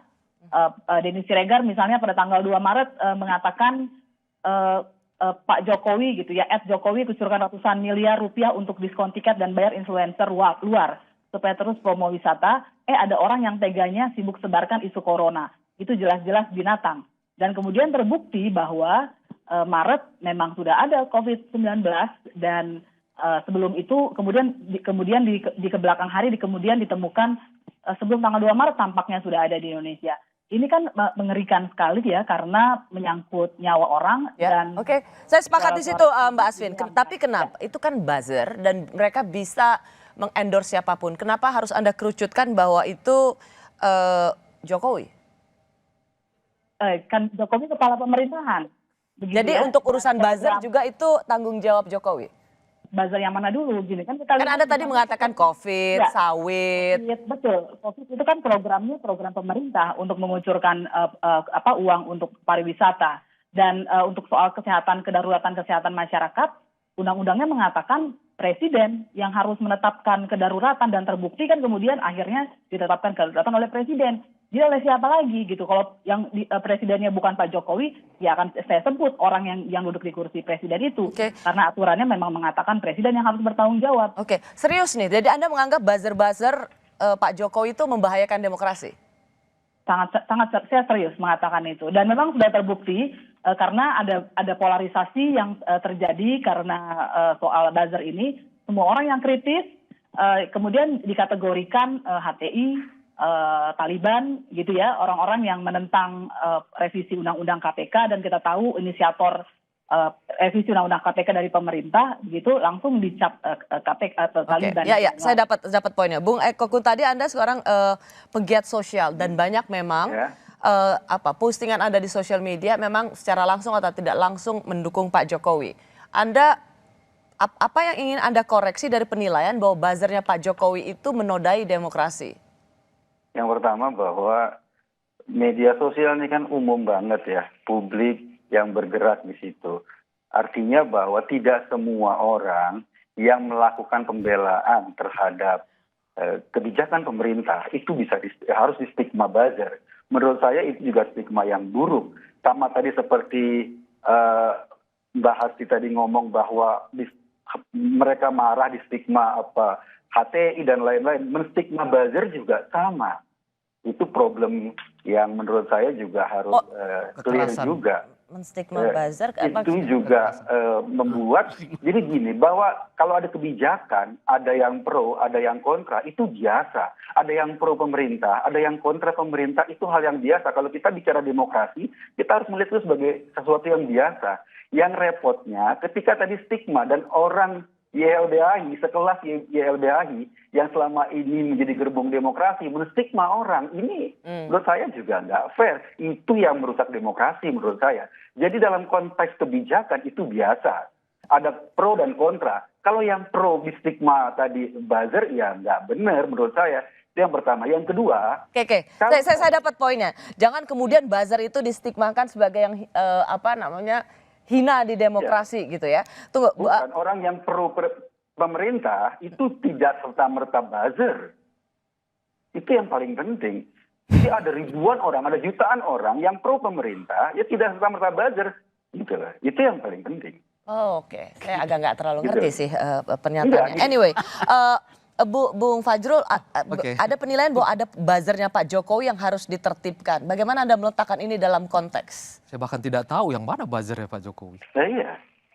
Semua itu kan media sosial. Saya misalnya tiap hari diberi analisis data oleh Dirjen Aptika gitu. Buzzernya Pak Jokowi itu disinyalir adalah pokoknya apapun yang dilakukan oleh pemerintahan Jokowi tadi bagus itu sekali berhasil. Penjelasannya Bung Eko. Kalau ada orang mendukung kebijakan pemerintah, lalu kemudian apakah orang itu buzzer? Dia menulis kemudian di Twitter, di Instagram. Ya enggak dong, kok begitu semudah itu menuduhnya. Terus kemudian ada yang bersikap kritis, ya saya senang. Makanya saya berkali-kali kan mengatakan kritik itu adalah jantungnya demokrasi. Apabila Anda mematikan kritik, maka matilah demokrasi. Saya ke Bung Rocky kalau begitu. Nah, tapi kalau Anda memfitnah, menghina, melakukan pencemaran nama baik, Anda berurusan dengan hukum di luar daripada itu. Oke, apa yang Anda lihat dari buzzer dan kekacauan demokrasi? Dulu buzzer itu dibubarin sama kakak pembina tuh. Itu ada di mana-mana. Jadi memang ada buzzer itu kan udah dibubarin kan. Rocky juga tiap hari dulu di Twitter main buzzer. Oh iya, jelas itu saya kasih kritik ya. Oke. Dan nama saya jelas itu dan beri kritik. Tapi begini, saya terangkan dulu ya perlahan-lahan. Anda tidak bisa mendeteksi buzzer itu disuruh oleh presiden, disuruh oleh menteri. Tetapi fakta adanya buzzer menunjukkan ada yang piara tuh. Gitu. Nggak usah. Aku sesuai pikiran dengan Rocky, masa aku buzzernya Rocky kan enggak. Nggak ada urusan. Itu bagian belakangan itu. Dulu dimai dulu ada gampang. Ntar bisa ngoceh lagi. Saya terangin dulu ya. Fungsi pertama buzzer adalah mengulik-ngulik pribadi orang itu. Doxing. Yes. Jadi kalau Anda kasih kritik dan Anda punya problem privat, hati-hati itu, buzzernya akan bongkar itu. Sekarang bertanya kok dia tahu? Karena buzzer ini ada, ya mungkin ada buzzer yang mantan wartawan bodoh, kekurangan uang jadi buzzer itu. Ada mantan aktivis itu, mantan LSM sama jadi buzzer karena butuh uang itu. Ada buzzer yang dosennya ya standar-standar aja. Direkrut jadi buzzer. Jadi mereka punya pengetahuan tentang siapa si tokoh itu. Rentetannya ada tuh. Karena dia dulu wartawan. Karena dia dulu adalah LSM. Karena dulu dia adalah akademisi tuh. Jadi mereka punya data itu tuh. Kemudian bersembunyi di dalam akun-akun anonim. Anonim, oke. Nah, jadi menurut Anda apa yang membedakan Anda yang selalu mengkritik Pak Jokowi dan buzzer yang selama ini membela Pak Jokowi? Kan ada tuduhan juga seorang Bung Rocky yang mengatakan, Bung Rocky ini buzzernya AHY. Saya tidak berbuzzeria. Karena buzzer itu ada APBN-nya tuh. Enggak, Oke, saya sebut APBN dalam pengertian influencernya kan dikeluarin uang buat APBN kan? Ya kemarin waktu pariwisata enggak. Saya membela. Tunggu karena itu tunggu dulu. Saya belum selesai nerangin apa yang namanya buzzer itu tuh. Kalau Anda bilang misalnya saya membela AHY, iya saya membela pikirannya tuh, karena dia bukan tokoh pada waktu itu. Saya dekat dengan SBY, ya saya diskusi. Saya waktu kampanye kemarin tuh dekat dengan Prabowo, ya karena saya menghajar istana tuh. Tapi saya dengan Prabowo berbeda motifnya. Saya ingin membatalkan kedunguan istana, Prabowo ingin mengambil kekuasaan di situ kan. Jadi nggak ada hubungannya sebetulnya tuh. Tapi yang lebih penting adalah ada uang mengalir apa tidak itu. Dan demi apa itu. Kalau saya disebut buzzer Prabowo, 12 jam setelah Prabowo jadi menteri, saya hajar di Twitter juga kan. Dan saya dipanggil Prabowo, diundang untuk diskusi, oke saya datangin. Jadi nggak ada urusan dengan Kantong. Kekuasaan dan kantong. Rocky ini menghina. Gitu loh saya terang itu. Jadi gini, maksudnya Bukan, Bung Rocky adalah Tapi ketika dia buzzer mengkritik itu tidak ada urusannya dengan isi kantong, tidak Iya, ada tapi urusannya dengan buzzer kekuasaan. istana itu pasti Itu ada. kan satu kategori yang tidak bisa dipakai untuk semuanya.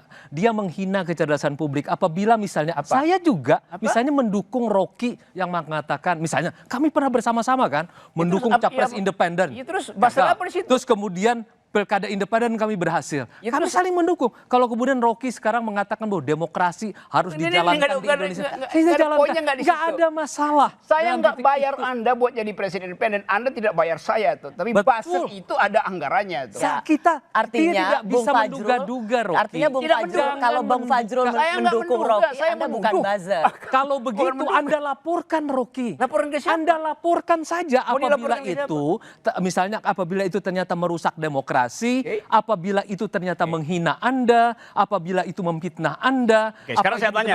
Majukan Oke, saja. sekarang saya tanya. Merusak demokrasi tidak buzzer ini? Coba jawab, ya apa enggak? Tunggu, ya apa enggak? Bentar, Rocky. Tunggu, ya apa tidak? Kita jelaskan dulu merusak buzzer demokrasi apa apa ini. enggak? Kalau misalnya ada kebijakan Pak Jokowi bahwa kita sama-sama menegakkan disiplin melawan COVID-19. Terus itu ada yang kemudian bukan soal mendukung. itu. Ada yang You cari. terus mau apa? Anda lemah di dalam contoh. Saya ambil contoh yang Contohnya terang. apa? Oke. Saya ngomong deh. Contohnya apa? Maksudnya Kamu ingin mengatakan semua yang membuli orang dan mengorek siapa privasi itu? orang. Siapa itu? Saya nggak tahu. Bagaimana Anda juru bicara nggak tahu isu Saya nggak tahu. publik? Saya tidak mau menuduh orang, itu masalahnya. Mau Rocky. saya sebut namanya? Sebut aja. Ada di dalam Sebut media aja massa namanya itu. Rocky. Jadi Anda tidak Sebut aja. Saya menyebut pada Anda yang juru bicara yang tahu Tidak, tentang isu Rocky. publik. Anda baca Quran enggak? Enggak, saya enggak. tidak. Saya tidak akan berbicara Anyway, tanpa gini ya. fakta, Gini. tanpa Faktanya ada di data, koran. kemudian dengan tuduhan itu yang merusak demokrasi, Rocky. Buset tadi. Gini, maksudnya saudara Fajar ini. Gini, maksudnya Bung Rocky itu adalah kalaupun Anda mendukung Rocky Anda nggak atau mau jawab kan? itu bukan buzzer karena Anda melakukan itu pada ada kesamaan nilai, tapi Iya. ada orang-orang yang memang dibayar. Yang orang-orang itu kita kan tidak tahu karena kita benar Bukan, nggak dia saya tanya. dibayar tidak. Oke, you tidak tahu. Yang saya tanya, dia dibayar itu merusak demokrasi apa tidak? Kalau berandai-andai kita tidak bisa, Rocky. Anda takut menjawab? Anda aja yang menyebut. Saya Siapa? nggak menyebut. Anda nanti akan masuk. Misalnya Anda laporkan Saya saja. cuma tanya, kalau buzzernya itu Kita ada tidak anggarannya. berandai-andai karena apa yang disampaikan Ospina itu tidak berandai-andai. Emang nggak Dia mungkin berandai-andai? menyebut. Nah kalau kayak begitu kumpulkan nama-nama itu lalu kemudian kalau mereka betul-betul melakukan kan ada jelas secara Kalau gitu hukum. pertanyaan saya, ini memfitnah nih. Itu soal hukum. Pertanyaan saya dalam prinsip demokrasi, buzzer itu bagus apa tidak? Itu dia nggak mau jawab. Rocky, Tunggu, you jawab. orang yang terlibat di dalam media sosial itu bebas. Ini Bukan ini soal media pasar sosial, bebas kok. buzzer yang dibayar. Ini pasar bebas. Saya, kalau misalnya Anda bisa membuktikan, kalau misalnya Alvina bisa membuktikan bahwa ada orang yang dibayar untuk menghina orang, memfitnah orang, kemudian mencemarkan nama baik orang, laporkan, biarkan pengadilan yang bertindak. Karena itu Biarkan karena hukum itu yang merusak bertindak. demokrasi. Itu merusak Oke, demokrasi. itu Kalau sebenarnya dia yang merusak sudah jawab. demokrasi, Anda bilang pada presiden, tertibkan buzzer-buzzer istana. Tidak ada. Rocky, Jadi nggak ada buzzer istana? dari tadi Anda Ada selalu nggak buzzer melompat. istana? Semua kamu ini mirip dengan, saya nggak tahu, saya jadi ragu-ragu. Apa? Dengan orang yang selalu menyalahkan ke Pak Jokowi menyalahkan. Padahal urutannya ini belum lengkap, logikanya Tidak ada belum sama lengkap. sekali buzzer istana. Saya tidak pernah mengetahui. Tidak ada you nggak buzzernya Pak tahu. Jokowi. Jangan bilang nggak ada, you nggak tahu kan? Saya tidak tahu mengetahui itu Ya harus karena dong. Masa setahu dia saya mengatakan sesuatu yang dia nggak tahu, Bung karena Rocky? menurut saya yang Ya udah, namanya kalau you nggak media tahu, sosial itu ngapain? pasar bebas. Saya kenal ada nama seperti Rocky, ada saya dapat segala. Saya ikutin apa yang dia sampaikan. Saya mau tanya tadi Dan saya tidak pernah mengatakan Mbak dia Alvina, kemudian Anda perlu ditangkap. merasa ada dasarnya nggak sih menuduh, bukan menuduh sih, mengatakan bahwa buzzer Pak Jokowi harus menertibkan buzzernya? Ya, pertama kan begini, ada banyak kebijakan-kebijakan yang disupport oleh akun-akun tertentu, begitu ya. Dan kemudian akun itu digaungkan oleh akun bot juga. Jadi kita jangan pura-pura bodoh bahwa semua Ada yang akun memang itu bodoh. bahwa akun itu adalah manusia semua. Tapi itu bukannya vice versa bagi mereka yang juga anti, Yang anti Ya, vice versa. Yang anti Pak Jokowi Jokowi juga melakukan hal itu yang sama. mungkin Tapi kan kemudian perbedaannya adalah kalau ini disokong oleh pemerintah, itu Anda mengacaukan tidak demokrasi. adil. Demokrasi harusnya Seolah-olah kalau adalah melawan orang- pemerintah boleh menjadi itu, lalu kemudian itu Karena menjadi pemerintah lebih adalah bodoh orang yang lagi. kita berikan mandat untuk mengatur negara, itu persoalannya. Itu menjadi Dan lebih Mas bodoh Eko- lagi cara berpikir Mas begitu. Eko tadi kemudian melakukan jumping logical fallacy. Saya tidak pernah menuduh Mas Eko atau siapapun menjadi buzzer. Saya cuma bilang secara umum ada buzzer-buzzer yang keterlaluan, dan ini bukan kata saya. Ini kata banyak orang, kata hasil Jangan analisis pakai kata banyak orang. Kita berbicara di depan publik dan ini bisa menjadi konsumsi publik. Pernyataan seperti itu membuat publik Orang ini menjadi adalah suara itu pernyataan masyarakat. bodoh dan sangat Orang-orang yang bodoh. orang-orang yang sedang menjadi korban, ada orang-orang yang privasinya dibongkar, cuma saya tidak mungkin mengatakan karena itu rahasia klien dengan korbannya. Mbak Asvina, ini dulu, Bung Eko Kun, tadi Anda pernah disokong nggak oleh Pak Jokowi atau orang-orang sekitar Pak Jokowi untuk terus mendukung program-program atau memberangus mereka yang berbeda pendapat dengan istana? Enggak, saya pernah sering bahkan mengkritik beberapa kebijakan pemerintah yang menurut saya enggak sesuai dengan logika Eko saya. saja pernah mengkritik saya kok. Ya kok ya? Iya, saya kritik Pak Fajrul dengan keras karena saya anggap beberapa komentarnya, caranya sebagai juru bicara waktu awal-awal belum pas, saya kritik dengan keras. Kalau sekarang Yang sudah pertama. setuju ya? Yang kedua, saya bingung nih sama LBHI. Kemarin ketika Pak Jokowi, bukan Pak Jokowi, pemerintah membatasi internet di Papua karena ada kerusuhan di Papua, ya LBHI menggugat pemerintah. Itu kasusnya kerusuhan loh. Sekarang kondisinya lagi ngobrol biasa-biasa saja di media, katakanlah di media sosial, nggak ada kerusuhan, tapi Anda menuding orang yang membela kebijakan pemerintah sebagai buzzer. Logikanya nggak jelas. Kerusuhan. Berarti Mas Eko tidak menerima putusan PT UN ya? Itu Iya, pengadilan saya sudah mengatakan perbuatan Saya setuju kalau Anda mengatakan bahwa itu bukan kata semua orang itu bisa mengekspresikan. Itu urusan Anda sendiri. Seperti kata Saya setuju. Ketika semua orang bisa Anda bela, kita negara hukum. Itu persis. Saya setuju. Ketika Anda semua orang Anda Gini. Bung Eko sama Bung Asvina, ini maksudnya Bung Eko, teman-teman aktivis LSM ini jangan double standard. Ketika mengatakan soal Papua, Anda menggugat pemerintah. Ini kita lagi bicara seperti ini, tapi Anda minta pemerintah memberangus. Kan sama aja. Ada yang ditangkap bahwa selama ini teman-teman aktivis LSM yang penting berseberangan dengan pemerintah dan yang kemudian anti pemerintah itu yang dianggap lebih pro demokrasi. Double standard. Karena menurut saya, Tunggu, saya itu ke Mbak Asvina. Di media sosial. Bung Eko, bukan Anda yang saya tanya.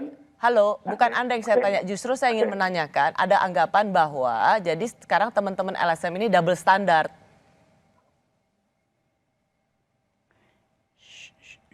Ya dengar. Mbak Asvina? Iya, oke. Ini buat saya? Iya. Iya, jadi begini. Kalau mengacu pada putusan pengadilan, pertama yang harus kita ketahui sebenarnya siapa sih yang membuat kerusuhan gitu. Mana sebab dan mana akibatnya, itu persoalannya. Mereka kan melakukan aksi demonstrasi damai untuk meminta tidak ada lagi sikap rasisme kepada masyarakat Papua. Itu persoalannya, dan kemudian aksi massanya dihajar, banyak orang ditangkap dan luka-luka. Dan soal shutdown internet itu sangat berbahaya karena orang-orang jadi tidak bisa berkomunikasi, tidak tahu justru ketika masa keadaan kerusuhan. Langsung to the point aja Mbak Asvina. Ada anggapan juga teman-teman aktivis sekarang ini double standard gitu. Oh ya, saya sudah menjelaskan. Kami tidak ada double standard. Dari dulu kita sudah menentang penghancuran demokrasi, misalnya seperti hate speech dan lain-lain sebelum negara ikut-ikutan dan mengarahkan konsepnya ke arah penodaan. Ya, kebebasan bicara yang diperjuangkan oleh teman-teman LSM kan termasuk juga kebebasan para buzzer. Kenapa kemudian Pak Jokowi atau Presiden Jokowi harus menertibkan buzzer? Bukankah itu bagian dari kebebasan berbicara? Kalau kita lihat kata buzzernya adalah orang yang mendapat pesanan. Jadi bukan pikiran dia sendiri, dia berbicara ketika ada bayaran. Itu persis seperti iklan, begitu ya. Dan kalau kebebasan setiap orang, kalau ada influencer dia mau membela mati-matian gitu ya, karena itu fans, dia jadi fans, ya silakan saja. Yang sedang kita bicarakan adalah buzzer, dan saya tidak pernah mengatakan si ini si itu menjadi buzzer. Justru orang-orang itu yang mungkin merasa tiba-tiba tersinggung melakukan balasan-balasan gitu. Saya nggak pernah menyebutkan nama sama sekali. Ya, Bung Rocky, buat Anda tetap merasa bahwa buzzer itu berbahaya buat demokrasi? bukan sekedar berbahaya aja, itu kalau berbahaya masih bisa ditangani gitu, tapi dipelihara itu soalnya kan. Karena dipelihara maka dia jadi arogan itu. Buzzer kalau ada otak ya bagus banget kan. Kalau buzzer yang nggak ada otak itu, nggak ada otak dan lapar terus untuk menghajar pribadi orang, itu kan masalahnya kan. Wih, kalau Fajrul segala macam geng itu mau debat itu dia nggak bakal jadi buzzer. Justru karena kepalanya kosong maka dia terima aja apa yang di-brief oleh pemberi uang itu kan. Lalu dibongkar dan kita nggak tahu kita mau macam. Saya udah nggak punya Twitter sih. Twitter saya juga dirampok sama buzzer nih. Buat Anda bukan soal kebebasan bicaranya, tetapi soal didukung dan dipelihara oleh kekuasaan. Pikiran itu disebut pikiran kalau dia dihadapkan dengan pikiran lain. Ini dia nggak mau berhadapan. Dia bongkar pribadi orang, bohong semua isinya. Dan kita nggak tahu kita mau hadapi dengan cara apa itu. Wong dia anonim. Kalau mau debat beginian. Tapi kan kita nggak bisa minta orang dungu itu untuk ikut dalam pembicaraan semacam ini kan. Ya. Kan itu. Jadi buzzer itu adalah kedunguan yang dipelihara oleh istana. Karena istana diemin. Sekali lagi Rocky, saya membantah tidak pernah begitu terjadi. Kemudian saya mau bantah juga ya. Apa yang mau dibantah? Tadi saya ingin membantah sih ini. Asvina. Tidak benar pemerintah yang menjalankan praktik politik rasisme. Karena kan kejadian itu kan dari Surabaya itu tidak pernah. Itu bukan kebijakan politik dari pemerintah. Jangan dengan suka menuduh. Anda ini kan senang banget ini membuat kesimpulan yang melompat. Kalau sudah begini ini pasti negara. Pelakunya sudah ditangkap. Orang-orangnya sudah ditangkap. Bukan sama sekali. Bahkan presiden mengatakan orang kita diperintahkan secara konstitusional kok bahwa negeri ini adalah negeri semua orang. Padahal Bang Fajrul tanpa suku, agama, ras. Anda keliru. Dan Anda berbahaya kalau menyampaikan bahwa politik pemerintah rasisme. Anda salah. Padahal dan Anda bisa menjadi buzzer. Apakah Anda bersalah karena Anda ditangkap dan ditahan oleh rezim Orde Baru? Saya bertanya kepada Bang Fajrul. Saya bukan rasisme Anda kan? bersalah nggak kalau pengadilan karena itu, karena pada waktu itu memang rezimnya kan anti demokrasi. Berarti Anda mengatakan otoriter. bahwa tidak ada kesalahan penegakan hukum pada masa ini? Kenapa? Berarti Anda mau mengatakan pada masa sekarang ini tidak ada kesalahan penegakan hukum sama sekali. Sehingga semua orang yang ditangkap, ditahan, dipenjara pasti bersalah. Begitu kan maksudnya? Lihat aja apa yang terjadi di pengadilan. Dan banyak sekali kasus salah tangkap dan sudah dibebaskan. Anda aja ya, Anda bisa bicara bebas nih. Rocky bicara bebas, saya melayani Anda. Anda jangan berharap gini, dulu saya potong orang-orang dari dulu bentar Orde ya, Baru. Saudara Fajrul Mau ya. melayani Kita akan Anda, lanjutkan mau melayani Rocky. Gini. Jangan harap. Baru bicara saja sudah hilang. Berapa banyak teman kita yang hilang? Gini saya ya. dibuang sampai Nusa Kambangan. Tapi kan ya, kita dulu bersama nggak bisa apologetik dengan Rocky. Nggak, tetap membela prinsip-prinsip demokrasi. Itu yang membuat kita bergerak di masa Orde Baru. Dan itu yang membuat kita satu hati sekarang terus menegakkan demokrasi. Anda, Rocky, saya, Uceng, segala macam. Semua orang. Oke, Bung Rocky. Saya mau ngucapin terima kasih buat Mbak Asvina sama Bung Eko tadi. Karena kita tadi menambah perspektif soal buzzer. Apakah itu menodai atau merusak demokrasi. Terima kasih Bung Eko, Mbak Asvina. Kami kembali sesaat lagi.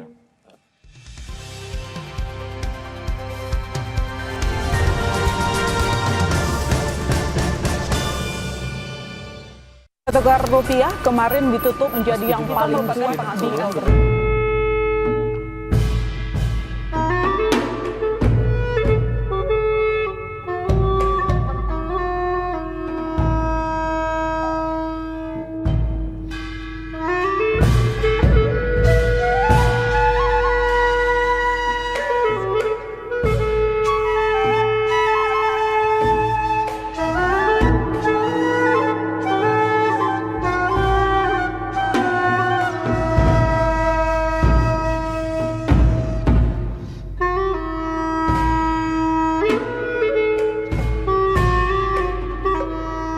Inilah yang harus kita luruskan sebenarnya. Itu adalah mitos. Kenapa orang mengambil cula badak?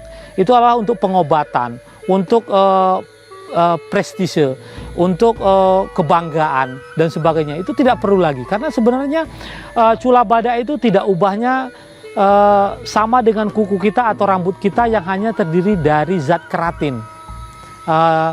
Dari riset yang sudah dilakukan oleh berbagai tempat, termasuk kita di sini, tidak ada khasiat yang khusus selain dari keratin yang terkandung di dalam cula badak itu. Jadi memang harus kita luruskan, sangat disayangkan hanya dengan tujuan yang mitos yang tidak jelas, badak harus mati sia-sia.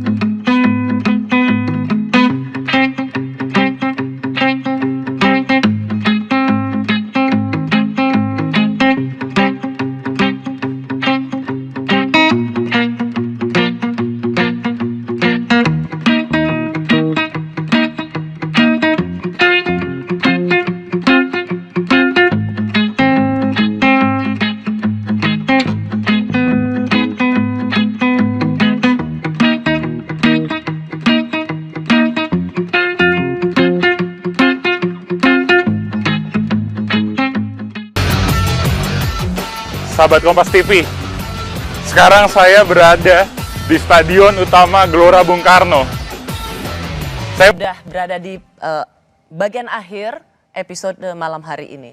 Dalam setiap percakapan publik, dalam diskusi warga negara, selalu yang kita saksikan secara nyata, perdebatan itu selalu dipertajam oleh perkubuan atas nama fanatisme.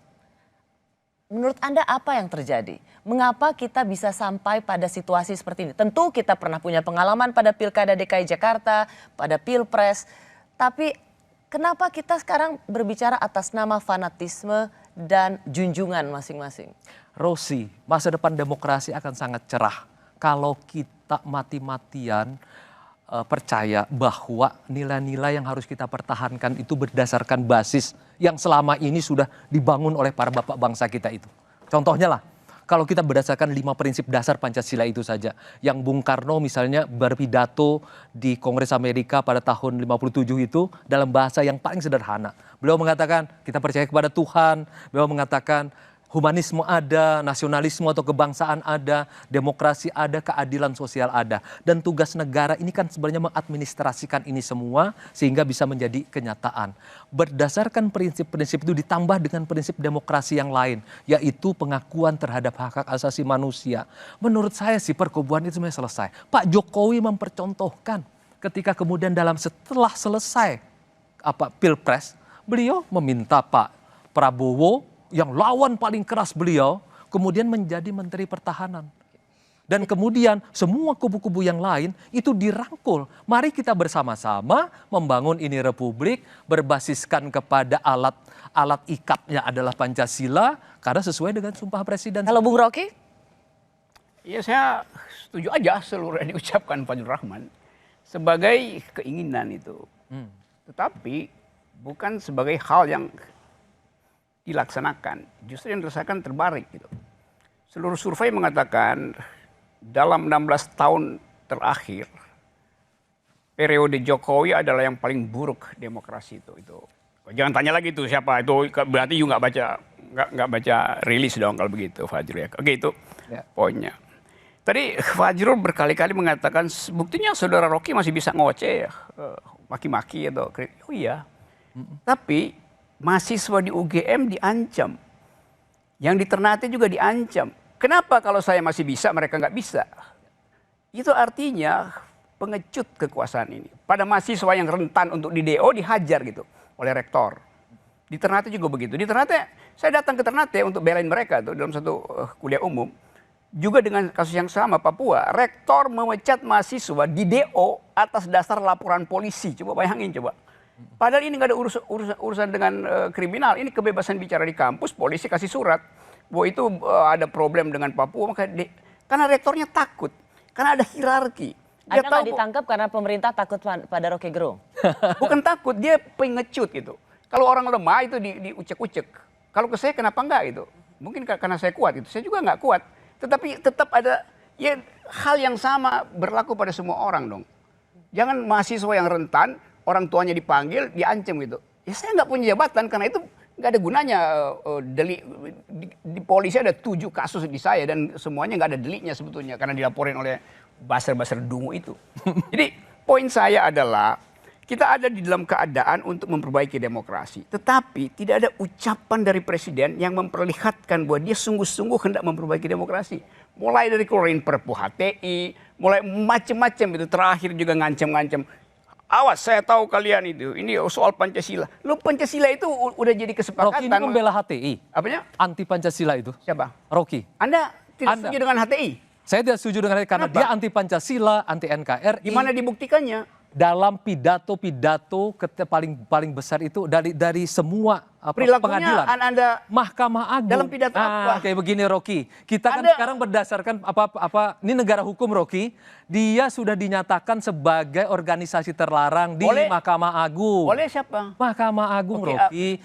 Anda menghargai proses hukum tidak? Karena apa dia dibatalkan? Karena Perpu. Karena mereka anti ada Pancasila, anti NKRI, anti Undang-Undang 45, ingin bubarkan. Rocky, ini negara akan bubar sama mereka. Dia dibubarkan dengan apa? Dia dibubarkan karena dibubarkan oleh Mahkamah Agung, Rocky. Bukan, dibubarkan dengan apa? Dibubarkan, dia dinyatakan sebagai ormas terlarang oleh Mahkamah Agung. Bukan, oleh itu klaim itu sudah kemudian dibenarkan oleh Mahkamah Agung Anda.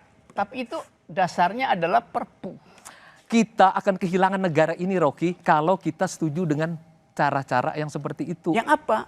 Rocky, kita pernah bersama-sama membela demokrasi. Bukan soal demokrasi, soal Anda. Anda tegas bersama dengan saya. Jelas. Siapa yang anti demokrasi itu akan menjadi lawan kita. Tegas kan tahun 80-an. Dan DNA itu masih ada di kepala kita sampai hari ini. Kenapa sekarang ada apabila terjadi hal-hal yang terkait yang Anda sebutkan tadi ya, contoh-contoh, mari kita perbaiki nih Rocky bersama-sama. Saya terangkan pelan-pelan. Saya tetap menghargai itu nggak perlu lagi karena soal HTI dan Perpu Ormas itu sudah itu satu paket pelarangan pikiran orang. Tidak, Rocky. Orang berpikir HTI mau bikin negara Islam ada peraturan perundang-undangan yang dilanggar. Saya mau gini, Anda berdua ini sebelum saya mau tutup ya, Anda berdua ini kan sama-sama aktivis demokrasi, sama-sama sahabat, berdiskusi panjang lebar dengan bosnya atau gurunya para aktivis. Saya mau terangkan satu. Itu soal lain itu. Jadi jangan bawa orang ke dalam pikiran yang otonom itu. Nah, saya mau terusin tadi karena dipotong oleh Fajrul Rahman. Sekarang ada kekhawatiran misalnya, Pak Jokowi 2024 tidak akan terpilih lagi, karena itu nggak ada beban. Ya karena memang sudah 2 periode. Oke, saya ngerti itu. Tapi masalahnya, Anda bayangkan, tentu Pak Jokowi ingin penggantinya itu bisa mengamankan dia setelah dia lengser. Apa yang salah dengan itu? Jelas nggak ada yang salah di situ. Kenapa dia mesti minta pengamanan? Jelas ada kejadian-kejadian yang memungkinkan 12 jam sejak Jokowi lengser, ada problem hukum pada Jokowi. Saya terangkan itu sebagai problem yang biasa terjadi. Setelah 1 minggu, Pak Jokowi mungkin main ke mall yang udah PSBB-nya dibuka. Lalu orang bilang COVID lewat, atau Pinocchio lewat. Karena ada memori di dalam politik kita bahwa proses demokrasinya terhalang oleh Pak Jokowi. Kan kita nggak ingin itu terjadi kan. Tapi itu yang akan terjadi. Oleh karena itu Booster bekerja dari sekarang untuk memungkinkan tidak ada penggantinya yang akan mempersoalkan kedudukan presiden setelah dia lengser. Jadi satu paket demokrasi yang kita inginkan agar supaya Saudara Fajrul sebagai juru bicara ajari juga teman-teman Anda di istana tentang value dari demokrasi. Bukan ajari Booster untuk membuli nilai-nilai demokrasi. Betul. Berarti prinsip demokrasi kami bela bersama-sama. Siapapun yang membela prinsip demokrasi akan bersama-sama dengan barisan ini. Yang kedua, Rocky, pengambilan kesimpulan yang melompat-lompat tanpa data dan fakta. Dan akhirnya melayang-layang, hanya menjadi dugaan-dugaan. Dan saya sekali lagi sebagai sahabat mengingatkan saja. Tetap kritis, Rocky, tetap kritis. Tetapi jangan membuat pernyataan-pernyataan yang membuat Anda nanti dikategorikan fitnah, pencemaran nama baik. Dari tadi, dari A sampai Z, dari menit pertama sampai ke belakang, yang saya terangkan itu semuanya ada di media massa. Itu berarti keterangan saya tadi bukan untuk menghalangi Saya Anda sebagai bicara, sahabat tapi Rocky. menghalangi Anda untuk tidak. Nggak usah diingetin. Sahabat dalam Gini, demokrasi. Nggak ada soal sahabat di dalam perdebatan. Enggak, di dalam prinsip ini kita sahabat. Ya, Anda- Kita bersama-sama memperbaiki demokrasi, tetapi saya cuma mengingatkan, hati-hati Rocky, karena kita gampang sekali tergelincir menjadi sama seperti fitnah sama dan seperti cemaran kata nama baik Presiden. dan Anda terangkan itu pada Presiden itu. Hati-hati Pak Jokowi, kalau Anda nggak paham demokrasi, Anda bisa tergelincir. beliau oleh- menyampaikan kepada saya agar saya menyampaikan kepada Rocky dan kepada publik bahwa Presiden Joko Widodo adalah champion demokrasi di Indonesia. Dan kita berharap masa depan demokrasi di Indonesia akan terus baik dan akan baik, lebih baik lagi. Dan itu barusan dibatalkan oleh survei bahwa selama periode Jokowi, demokrasi memburuk. Itu dibatalkan oleh survei. Baik, terima kasih ya Bung Fajrul Rahman, juru bicara Presiden Jokowi, Bung Rocky Gerung. Saya malam hari ini rasanya kurang. Pasti kalau bisa sampai subuh Pagi. Anda berdua seperti juga diskusi-diskusi para aktivis sampai pagi. Tapi saya percaya Anda berdua masih bisa seperti perjuangan politik adalah perjuangan nilai. Bung Hatta dalam bukunya berjudul Demokrasi Kita, ia menulis demokrasi bisa tertindas sementara karena kesalahannya. Tetapi setelah ia mengalami cobaan yang pahit, ia akan muncul lagi dengan keinsyafan. Keinsyafan atau kesadaran ini hanya bisa ada ketika kita punya ikhtiar untuk saling mengingatkan dan juga mau mendengar. Saya Rosyana Silalahi, tetaplah di Kompas TV, independen, terpercaya.